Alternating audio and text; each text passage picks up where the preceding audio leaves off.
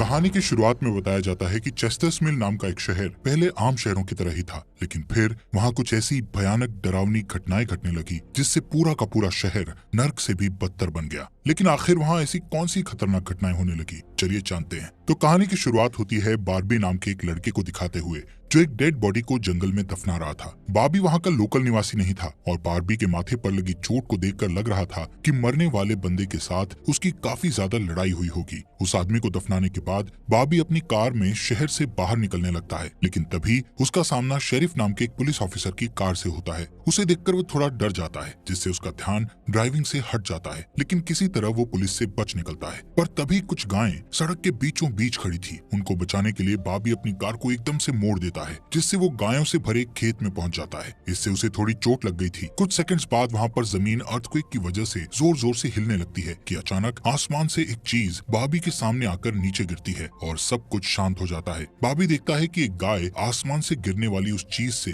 2 टुकड़ों में कट चुकी थी। वो डरा हुआ उस चीज को छूने लगता है तो उसे पता चलता है कि वो एक इनविजिबल वॉल है जो इतनी शार्प थी कि इसकी वजह से कई घर भी 2 हिस्सों में कट गए थे। तभी वहाँ जॉय नाम का एक लड़का आकर उससे पूछता है कि तुम ठीक हो या नहीं। वो भी उस इनविजिबल दीवार को देखकर शॉक्ड रह जाता है। दूसरी तरफ शेरिफ और लिंडा को खबर मिलती है कि उस पूरे टाउन की पावर सप्लाई कट गई है, फोन लाइंस बंद हो गई हैं और इंटरनेट भी काम नहीं कर रहा है। यहाँ तक कि सारे सैटेलाइट कनेक्शंस भी काम करना बंद कर गए थे। तभी शहर के ऊपर से उड़ रहा एक प्लेन उस इनविजिबल वॉल से टकराकर क्रैश हो जाता है, जिसे देखकर लोग और भी ज्यादा घबरा गए थे और ये बात कंफर्म हो जाती है कि ये सिर्फ एक इनविजिबल दीवार नहीं बल्कि एक राउंड शेप डोम यानी गुम्बद है जिसने आधे शहर को कवर कर लिया है। वहीं दूसरी साइड हम एक रेडियो स्टेशन पर फिल और उसकी असिस्टेंट डोडी को देखते हैं जो सिग्नल लाने की कोशिश कर रहे थे। वो दोनों थोड़ा कंफ्यूज थे कि अचानक सिग्नल क्यों चला गया। यहाँ पर फिल को लगता है कि ये अच्छा मौका है उनकी रेडियो रेटिंग्स को हाई करने का, इसलिए वो दोनों सिग्नल को ठीक करने में लग जाते हैं। वहीं एक फायर ट्रक डोम की दूसरी तरफ से आ रहा था, जिसे देख बार्बी ट्रक वाले को इस इनविजिबल वॉल की तरफ इशारा करता हुआ उसे रुकवाकर क्रैश होने से बचा लेता है। थोड़ी देर बाद वहाँ इन्वेस्टिगेशन करने के लिए कुछ पुलिस वाले आते हैं, पर इस इनविजिबल डोम को समझना उनके बस की बात नहीं थी। उसी समय वहाँ पर एक शहर का काउंसिलमैन जिसका नाम बिग जिम था वो भी पहुँच जाता है, लेकिन उसे भी इस डोम के बारे में कुछ भी समझ नहीं आता। यहाँ पर पुलिस को इन्फॉर्मेशन मिलती है कि उस शहर की तरफ आने वाले सभी रास्तों को बंद कर दिया गया है क्योंकि उस डोम की वजह से बहुत सारे एक्सीडेंट हो रहे हैं। इसके थोड़ी दूर घर पर जूनियर नाम का लड़का एंजी नाम की लड़की के साथ इंटीमेट हो रहा था। एंजी पेशे से नर्स थी और जो की बड़ी बहन भी थी। इंटीमेट होने के बाद जूनियर एंजी से कहता है कि मैं तुमसे बहुत प्यार करता हूँ, लेकिन एंजी उसे कहती है कि वो उसके लिए ऐसा कुछ फील नहीं करती। इससे जूनियर का दिल टूट जाता है और उन दोनों में बहस होने लगती है। यहाँ पर उनकी बहस इतनी बढ़ जाती है कि एंजी उसे थप्पड़ मारकर वहाँ से चली जाती है। इसके बाद हम 3 लोगों की फैमिली को देखते हैं, जिसमें मदर कैरोलीन, एलिस और उन दोनों की बेटी नोरी उसी टाउन की तरफ जा रही थी। उन्हें इस बात की खबर नहीं थी कि डोम ने उस टाउन को कवर किया हुआ है। दूसरी तरफ हम जूलिया नाम की एक इन्वेस्टिगेटिव रिपोर्टर को देखते हैं जिसका चेस्टर्स मिल शहर में बहुत नाम था। एक दिन एक औरत उसे एक सीक्रेट खबर देने के लिए कॉल करती है। वो औरत उसे बताती है कि उसने उस वीक चेस्टर्स मिल में प्रोपेन से भरे 6 ट्रक को जाते हुए देखा है और उसके हिसाब से इतनी बड़ी क्वांटिटी में प्रोपेन जैसे फ्यूल का शहर में आना किसी खतरनाक प्लान का हिस्सा हो सकता है। जूलिया उस औरत को इस बारे में इन्वेस्टिगेशन करने का वादा करती है, पर वो अपने काम में ज्यादा बिजी होने के कारण उस पर ध्यान नहीं दे पाती।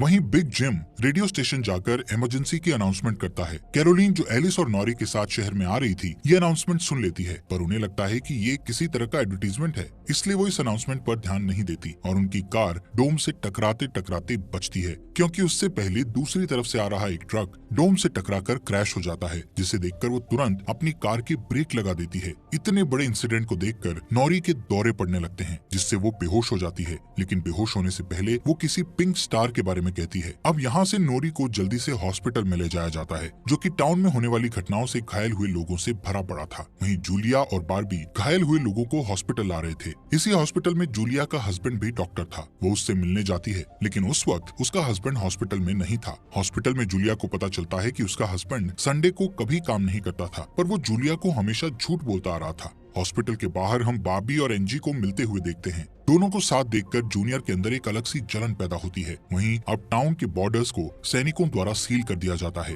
बहुत सारे साइंटिस्ट और एक्सपर्ट्स को भी इस अजीबो गरीब मुसीबत का असल कारण नहीं पता चलता, पर कुछ घंटों बाद बिग जिम प्रोपेन के बारे में बात करने के लिए शेरिफ से मिलता है। यहाँ पर उनकी बातों से हमें पता चलता है कि उनको इस डोम के बारे में पहले से थोड़ा बहुत पता था, पर वो इस पर खुलकर बात नहीं कर रहे थे। वहीं बार्बी को उस टाउन में एक दिन के लिए रुकना था, पर उसके पास ठहरने के लिए कोई जगह नहीं थी, इसलिए वो अपनी कार में ही रात बिताने का फैसला करता है। तभी जूनियर उसके पास आता है और उसे एंजी से दूर रहने को कहता है। धीरे धीरे उसकी बात धमकी में बदल जाती है। भाभी हैरान होता है कि आखिर उसकी गलती क्या है। इसी बीच वहाँ जूलिया आ जाती है, जिससे वो झगड़ना बंद कर देते हैं। यहाँ से सीन शिफ्ट होता है और हम देखते हैं कि टाउन के ऐसे हालात से लापरवाह होकर एक जगह कुछ टीनेजर्स पार्टी कर रहे थे। इनमें जॉय भी था। जॉय एक लड़के से वहाँ के हालात पर बात करने लगता है, लेकिन अचानक जॉय को दौरा पड़ने लगता है और वो पिंक स्टार के बारे में बोलने लगता है, जैसे कि पहले नॉरी ने बोला था। वहीं जॉय की बहन एंजी घर पर अकेली होती है। तभी अचानक उसके घर में जूनियर घुसकर उसको किडनैप करके अपने फादर के टूटे फूटे शेल्टर में ले जाता है। यहाँ पर वो उसे बताता है कि मुझे पता है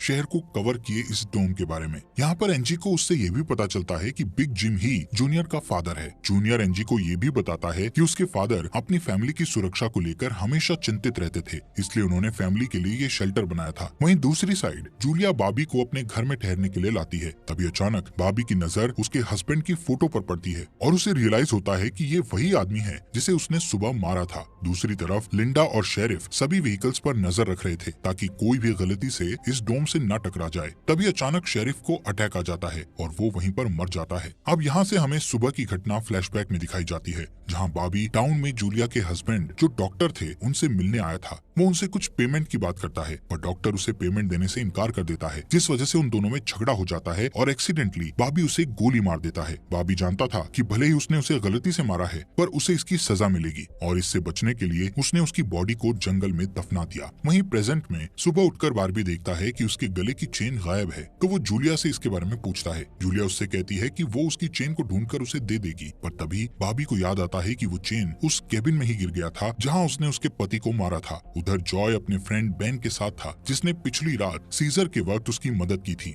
बेन जॉय से पिंक स्टार के बारे में पूछता है जो उसने रात को दौरा पड़ते वक्त कहा था, लेकिन जॉय को उसके बारे में कुछ भी याद नहीं आ रहा था। वहीं रेडियो स्टेशन में डोडी एक स्पेशल डिवाइस की मदद से डोम के बाहर वाले लोगों से कांटेक्ट करने में सक्सेसफुल हो जाती है। वो सोल्जर्स को आपस में बात करते हुए सुन सकती थी, पर वो उनसे कुछ नहीं कहती। वहाँ सोल्जर्स भी कंफ्यूज थे कि आखिर ये इनविजिबल वॉल क्या है। दूसरी तरफ बिग जिम रेस्टोरेंट में बैठा ब्रेकफास्ट कर रहा होता है कि लिंडा वहाँ आकर उसे शेरिफ के मरने की खबर सुनाती है, जिससे वो लोग तुरंत बंकर में डेड बॉडीज को दफनाने वाले के पास जाते हैं, जिसका नाम लेस्टर था। उधर एंजी शेल्टर में किसी को मदद के लिए बुलाने की पूरी कोशिश करती है, पर वो कामयाब नहीं होती। तभी जॉय वहाँ आता है और उसे चेन के जरिए बेड से बांध देता है। वहीं बिग जिम लेस्टर को अपने साथ लेकर आता है, जो कि शेरिफ का ही दोस्त था। शेरिफ की मौत से वो बहुत दुखी और परेशान हो जाता है। जब लिंडा उनके आसपास नहीं होती, तब वो और बिग जिम पिछले महीने होने वाले प्रोपेन के इंपोर्ट के बारे में बात करते हैं कि प्रोपेन के इंपोर्ट में उन तीनों का ही हाथ था और उन्होंने टाउन वालों से ये बात छुपाई थी। शेरिफ की मौत से ये कंफर्म हो गया था कि वो उनकी इन्वॉल्वमेंट के बारे में किसी को कुछ नहीं बता पाएगा, जो कि उनके लिए अच्छी खबर भी थी। उसी दिन बाद में लिंडा पुलिस स्टेशन आती है तो देखती है कि बिग जिम शेरिफ के ऑफिस में कुछ ढूंढ रहा है। लिंडा के पूछने पर जिम उसे कहता है कि वो वहाँ शेरिफ की वसीयत के पेपर्स ढूंढ रहा है, लेकिन असल में वो वहाँ प्रोपेन के इंपोर्ट से जुड़े पेपर्स को ढूंढने आया था, जो उसे और लेस्टर को परेशानी में डाल सकते थे। वो तुरंत बाहर आकर शेरिफ को बताता है कि मुझे लगता है वो पेपर शेरिफ के घर में होंगे, जिन्हें लाने के लिए वो लेस्टर को तुरंत उसके घर भेजता है। इसी बीच जूलिया जल्दी से रेडियो स्टेशन पर डोडी के पास जाती है, जहाँ वो देखती है कि वो लोग डिवाइस के जरिए डोम के बाहर खड़े सैनिकों की बातचीत सुन सकते हैं। उनकी बात सुनने पर जूलिया को पता चलता है कि वो लोग जमीन खोदकर डोम को बाहर निकालने की कोशिश कर रहे हैं, पर वो इस काम में कामयाब नहीं हो पा रहे हैं। इसके बाद जूलिया रेडियो के जरिए पूरे टाउन में डोम वाली खबर को फैला देती है, जिससे लोगों में डर पैदा हो जाता है और लोग घबरा जाते हैं। वहीं जॉय और बेन बॉर्डर के पास साइंटिस्ट को अपना काम करते हुए देखते हैं। साइंटिस्ट ये देखते हैं कि डोम के ऊपर पानी का क्या असर होता है, पर उन्हें ज्यादा कुछ समझ नहीं आ रहा था, जिससे वो किसी नतीजे पर नहीं पहुंच पाते।